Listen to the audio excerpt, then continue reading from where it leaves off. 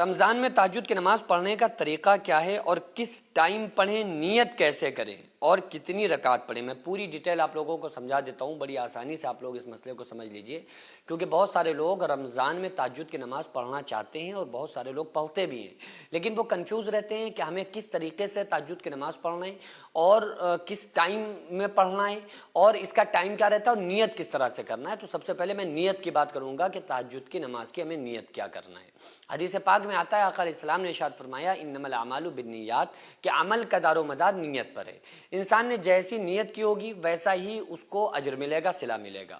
تو ہم نے دل میں یہ ارادہ کر لیا نا کہ ہم تہجد کی نماز پڑھنے جا رہے ہیں، یہ نیت ہو گئی۔ اس کے لیے زبان سے کہنا کوئی ضروری نہیں ہے کہ آپ زبان سے کہیں،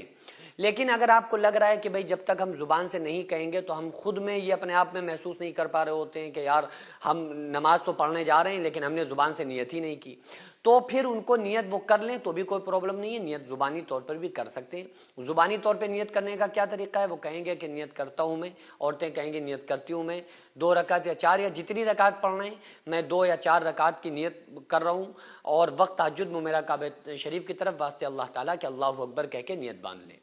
اچھا کتنی رکعت پڑھنا ہے؟ زیادہ سے زیادہ آپ 12 بھی پڑھ سکتے ہیں، کم سے کم 2 رکعت بھی پڑھ سکتے ہیں، اور 8 رکعت سب سے بیسٹ ہے کہ 8 رکعت پڑھنے ٹائم ہے آپ کے پاس نہیں ہے تو پھر آپ 4 رکعت پڑھ لیں، 2 رکعت ہی پڑھ لیں۔ اچھا ٹائمنگ کے مسئلے میں لوگ کنفیوز رہتے ہیں، بہت سارے لوگ ایسے ہوتے ہیں جو رمضان کی راتوں میں سوتے ہی نہیں ہیں، تو ان کا کہنا یہ ہوتا ہے کہ بھئی اگر ہم سوئیں گے نہیں تو پھر ہم تہجد کی نماز پڑھیں گے کیسے؟ کیونکہ ان کو یہ پتہ ہوتا ہے کہ اگر ہم تہجد کی نماز بغیر سوئے پڑھ نہیں سکتے۔ یہ بات بالکل غلط ہے۔ یہ تہجد کا جو ٹائم ہے نا، آپ نے عشاء کی نماز پڑھ لی، آپ عشاء کی نماز سے فارغ ہو گئے، آپ کے لیے تہجد کا ٹائم شروع ہو گیا۔ عشاء کی نماز سے فارغ ہونے کے بعد سے تہجد کا ٹائم شروع ہوتا ہے، اور یہ جب تک کہ فجر کا ٹائم شروع نہ ہو جائے جب تک یہ تہجد کا ٹائم رہتا ہے، یعنی پوری رات یہ تہجد کا ٹائم ہوتا ہے۔ اب آپ اس ٹائم میں کسی بھی ٹائم تہجد کی نماز پڑھ سکتے ہیں، لیکن اس میں جو تہجد کا افضل جو ٹائم ہے وہ ہے رات کا اخیر حصہ، یعنی جو تہائی حصہ گزر جائے نا، اس میں جو ٹائم آتا ہے 3 بجے 4 بجے، وہ ٹائمنگ سب سے بیسٹ ہے تہجد کی نماز کے لیے۔ اچھا یہ جو کہا جاتا ہے کہ سوئیں گے نہیں تو ہماری تہجد نہیں مانی جائے گی، وہ اس لیے کہا جاتا ہے کیونکہ انسان جب اپنی نیند کو قربان کر کے اٹھتا ہے تو اس کی فضیلت زیادہ ہے، یا اگر انسان نہیں سویا تو وہ جو ٹائمنگ ہے نا رات کا آخر حصہ وہ نیند والا ہوتا ہے، تو اس میں اللہ کے سامنے جھکنا سجدے کرنا یہ اللہ تعالیٰ کو بہت پسند ہے، اور خصوصی طور پہ اس وقت میں اللہ تعالیٰ آسمانی دنیا پر ایک خاص توجہ فرماتا ہے اور اعلان کرتا ہے کہ ہے کوئی مجھ سے دعائیں کرنے والا، ہے کوئی مجھ سے اولاد مانگنے والا، ہے کوئی مجھ سے رزق مانگنے والا، تاکہ میں لوگوں کی دعاؤں کو قبول کر لوں۔ تو یہ جو ٹائمنگ ہے یہ سب سے بیسٹ ٹائمنگ ہے۔ تو رمضان کے مہینے میں کم سے کم تہجد کی نماز ضرور پڑھیں، کیونکہ پوری سال تو ہمیں اٹھنا بڑا مشکل ہو جاتا ہے، ہم لوگ تو فجر میں نہیں اٹھ رہے ہوتے، تو کم سے کم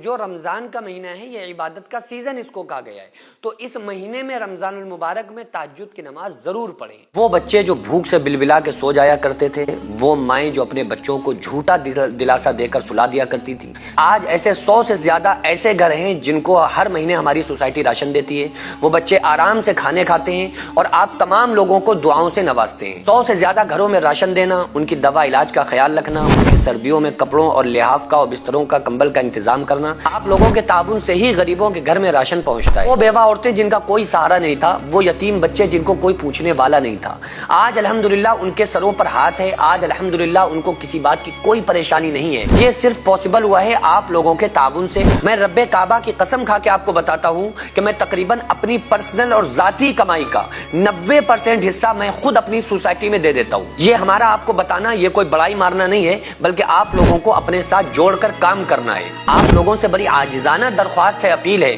کہ آپ لوگ ہمارے ساتھ مل کر زیادہ سے زیادہ تعاون کریں، اور ہم یہ ارادہ کریں، ہم یہ عہد کریں کہ غریب کے بچوں کو انشاءاللہ بھوکا نہیں سونے دیں گے، اور اس کا اجر اللہ تعالیٰ ہمیں دنیا میں، ہمارے مرنے کے بعد قبر میں، اور ہمیں آخرت میں ضرور عطا فرمائے گا۔ اگر آپ چاہیں تو اپنے مرحومین کے نام سے بھی ایصال ثواب کے طور پہ دے سکتے ہیں، اور آپ کا دیا ہوا 1-1 روپیہ صحیح جگہ پر پہنچتا ہے، مستحقین تک پہنچتا ہے، اور انشاءاللہ ان تمام مستحقین کی دعائیں آپ تمام لوگوں کو کامیاب کر دیں گی۔ تو کیوں نہ ہماری کمائیوں کا کچھ حصہ جو اللہ کے لیے خرچ ہو جائے، تاکہ یہ دنیا اور آخرت میں ہمیں کامیاب بنا دے۔ تو اسکرین پر جو آغازیہ ویلفیئر سوسائٹی کا اسکینر اور اکاؤنٹ نمبر نظر آ رہا ہے، اس کے ذریعے سے آپ لوگ زیادہ سے زیادہ تعاون ضرور